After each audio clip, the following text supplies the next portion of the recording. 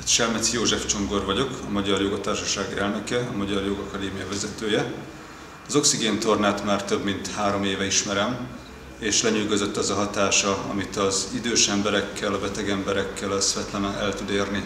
a helyes légzés megtanításával, és az oxigénnek a torna során a megfelelő testrészre, megfelelő szövetekbe való irányításával. Az oxigéntorna módszertana egy jogoktató szemével nézve 4 jogatechnika összeötvözéséből épül föl, mindegyik külön-külön is nagyon mély élettani hatásokkal rendelkezik, együttesen pedig csodákra képes a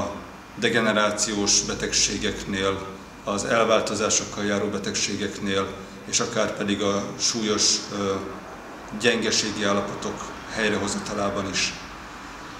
Én nagyon hálás vagyok személyesen azért, amit a szüleimmel el tudott érni, az a csoda, az a változás, ami az életkedvben, a motivációban, a mindennapi problémák kezelésében elért, ez engem nagyon komolyan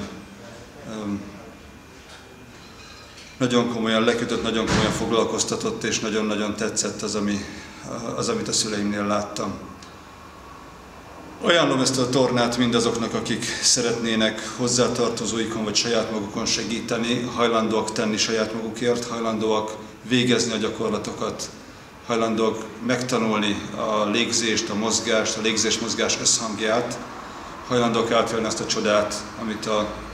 helyes légzés, a megnyújtott kilégzéssel, a kilégzéstelen légzésszünettel és az izomfeszítésekkel együtt